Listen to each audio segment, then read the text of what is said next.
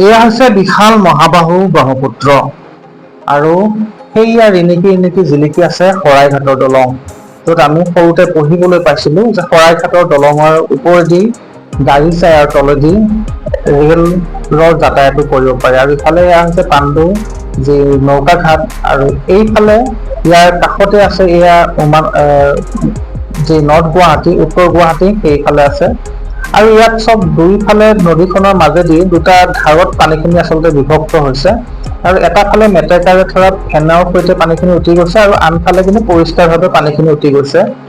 আৰু ইয়াৰ পঞ্চপাণ্ডৱ মন্দিৰৰ যি পূজাৰী আছিলে তেওঁলোকৰ পৰা জানিব পাৰিলো যে এই পানীখিনি বৈ আহোঁতে অলপ আগত এটা প্ৰকাণ্ড শিলত আচলতে খুন্দা খায়, আৰু খুন্দা খোৱাৰ পিছতেই পানীখিনি এই ধৰণে বিভক্ত হৈ খুব সুন্দৰকৈ এই ধৰণে শৃংখলাবদ্ধভাৱে পানীখিনি বৈ যায় ব্ৰহ্মপুত্ৰৰ বুকুৱেদি। আৰু এয়া হৈছে পঞ্চপাণ্ডৱ মন্দিৰৰ এয়া ভিতৰৰ অংশ, আৰু ইয়াত এই ধৰণে কিছু ৰেবিট এই ধৰণে তেওঁলোকে খুব সুন্দৰকৈ দুটা গঁৰালত এই ধৰণে ৰাখিছে, আৰু প্ৰজন্ম দুটা ধৰি ৰাখিছে প্ৰজাতি, ৰেবিটৰ যি প্ৰজাতি সেয়া ধৰি ৰাখিব চেষ্টা কৰিছে, আৰু দেখি খুব মৰম লগা আচলতে। আৰু এই পঞ্চপাণ্ডৱ মন্দিৰৰ কাষতে এই ধৰণে চাওক কেইবাজনো যুৱকে গৰমত আচলতে এই ধৰণে তেওঁলোকে নদীত মহাবাহু ব্ৰহ্মপুত্ৰ নদীত এই ধৰণে জলকেলি কৰিছে, অৰ্থাৎ গা ধুইছে, আৰু এইয়া চব কিমান দূৰলৈকে গা ধুবলৈ গুচি গৈছে। আৰু এই ধৰণে আচলতে বিপদ সংকুল বুলিয়ে ক'ব লাগিব গা ধোৱাটো, কাৰণ মহাবাহু ব্ৰহ্মপুত্ৰত এই ধৰণে নামি গা ধোৱাটো এক বিপদ সংকুল বুলিয়ে ক'ব লাগিব। আৰু কিমান আচলতে যুক্তিসংগত এই ধৰণে গা ধোৱাটো আপোনালোকে কমেণ্ট কৰি জনাবচোন বাৰু।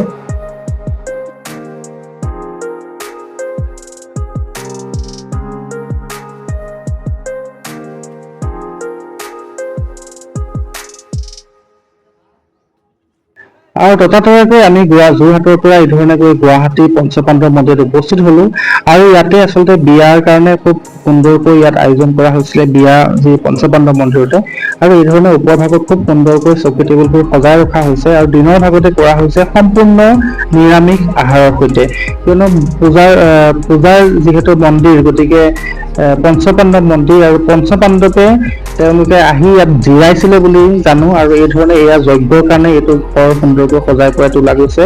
আৰু ইয়াতে যিমান পঞ্চপাণ্ডৱ মন্দিৰৰ যজ্ঞ হয় ইয়াতেই হয়, আৰু মন্দিৰভাগ দেখি কিন্তু মোৰ আচলতে বহুত ভাল লাগিলে।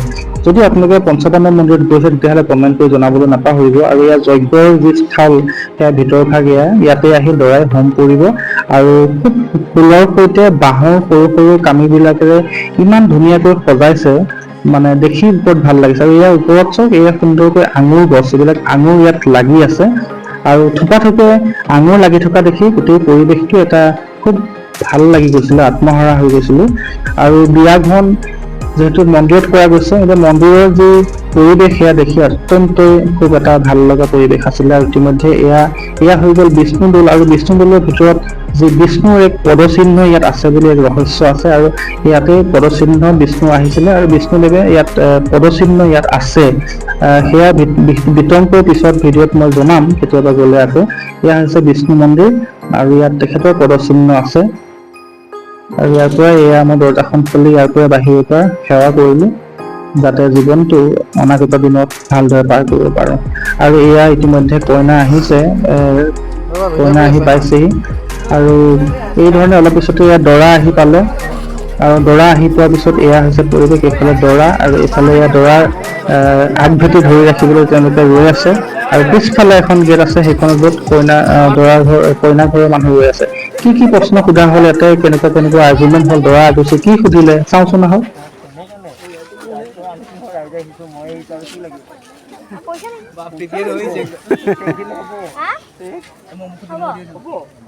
আমাক কইনা খোজ কাঢ়িব পাৰিব নাই? কইনাক ভালকে ৰাখিব পাৰিব নাই? পাৰিব? কি কৰিব আপুনি ভালকে? কাজিয়া কৰিব লাগিব।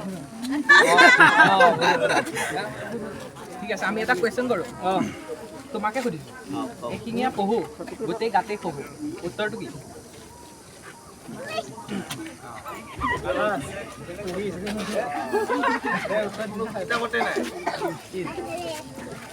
উত্তৰটো দিলেহে যাব পাৰিবা।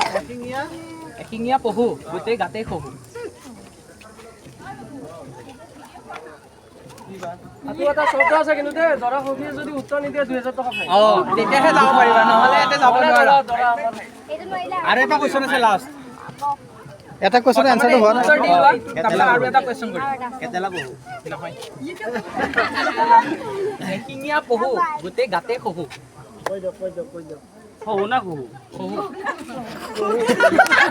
কথা আছে তাতেও শহু আৰু শহু বহুত কথা আছে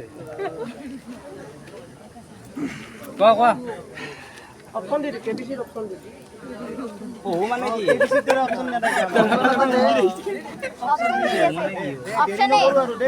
এ কোৱা অপশ্যন তিনিটা দি যা কি বস্তু নাই অপশ্যন দিয়া নহ'ব বহুটো কি বস্তু যদি উত্তৰটো দিব পাৰে তেতিয়াহ'লে মানে কি এইটো হ'লে শহুনে পহুৱে বহু মানে কি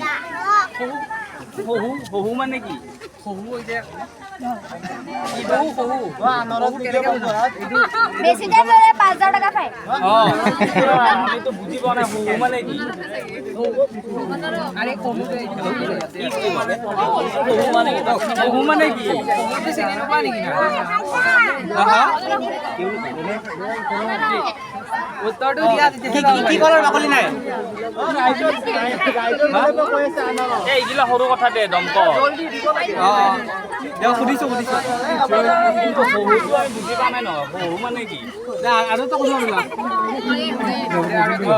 কি কলৰ বাকলি নাই এতিয়া দমকল দে এতিয়া সৰুটো কিন্তু শহুটো আমাক লাগে শহু মানে লাগে। দিয়া তেতিয়া আমি উত্তৰটো দি দিম তাৰপিছত যাব পাৰিবা শহু মানে কি আমাক ক'ব লাগিব ন শহু মানে আমি বুজি পোৱা নাই পাও নাই শহু বুলি কাষত তোমাক ইমান মৰম কৰোঁ তুমি কিয় ইমান খিনাই যোৱা তাৰ উত্তৰটো যদি আছে দিয়া তোমাক ইমান মৰম কৰোঁ তুমি কিয় ইমান খিনাই যোৱা কিন্তু এই শহু কথাটো আমাক বুজাই ক'ব লাগিব দেই নহ'লে সেইটো কিন্তু প্ৰশ্ন বুলি নাভাবোঁ আমি বেছি টাইম লগালে 5000 ফাইন বহু মানে কি তুমিয়ে কৈ দিয়া লাগে মানে কি আমাক বুজি পাইছে ন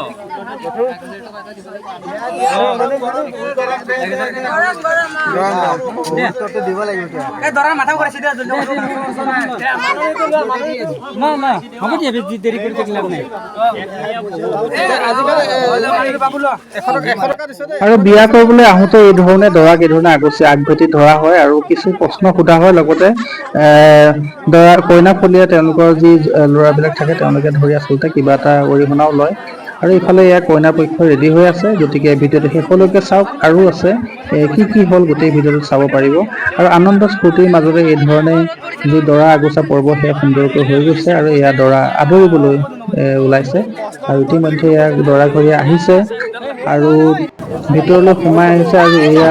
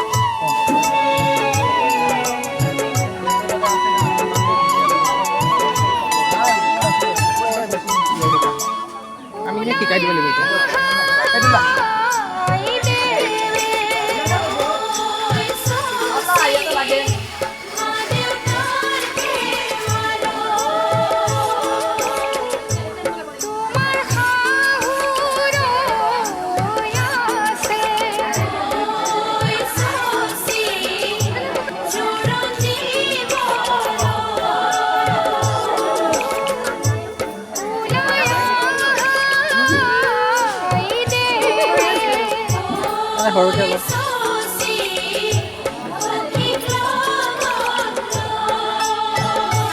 আৰু অৱশেষত এয়া আইদেউ ওলাই আহিল, অৰ্থাৎ আমাৰ কইনাজনী ওলাই আহিলে আৰু এয়া কইনাক দাঙি লৈ অহা হৈছে দৰাৰ ওচৰলৈ আৰু এই ধৰণে দৰাক যি হোমৰ যজ্ঞ লৈ অহা হৈছে আৰু ইয়াৰ পিছতেই ইজনে আনজনক জীৱনভৰৰ কাৰণে এই ধৰণে পতি পত্নী ৰূপে আঁকোৱালি ল'ব আৰু আশা কৰোঁ গোটেই ভৱিষ্যত জীৱন যাতে দাম্পত্য জীৱন যাতে এই ধৰণে সদায় সুখী হৈ থাকিব।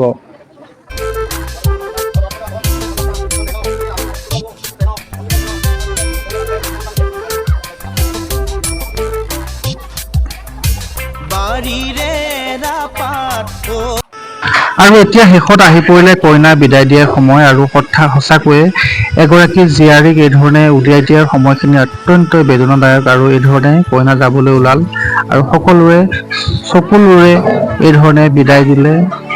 ওৰেটো জীৱন যাতে সুখী হওক আৰু সদায় যাতে সুখেৰে থাকক দুয়োকে আৰু এই ধৰণে এয়া বিদায় পৰ্ব আৰু কইনাক এই ধৰণে ঘৰৰ পৰা উলিয়াই দিয়া মুহূৰ্তত আচলতে খুব এটা জটিল মুহূৰ্ত বুলি ক'ব লাগিব আৰু এয়া আইতাকে মৰমৰ আইতাকগৰাকীয়ে ইতিমধ্যে হিয়া উজৰি আশীৰ্বাদ দি এই ধৰণে উলিয়াই দিছে আৰু এয়া যি আনন্দৰ চকুলো বিষাদৰ চকুলো কিয়নো যিখন ঘৰত থাকি ডাঙৰ হ'ল আৰু সেইখন ঘৰৰ পৰা আজি কইনাই এই ধৰণে বেলেগ এখন সংসাৰ জীৱন যাপন কৰিবলৈ এই ধৰণে আজি বিদায় ল'লে।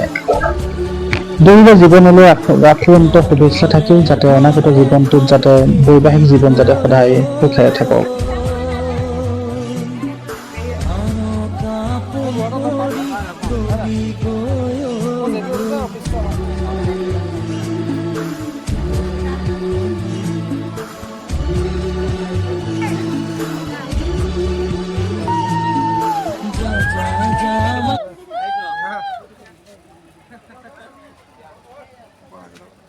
শেষলৈকে ভিডিঅ'টো চাই থকাৰ বাবে অশেষ ধন্যবাদ আৰু চেনেলটো ছাবস্ক্ৰাইব কৰি ভিডিঅ'টো শ্বেয়াৰ কৰিবলৈ নাপাহৰিব।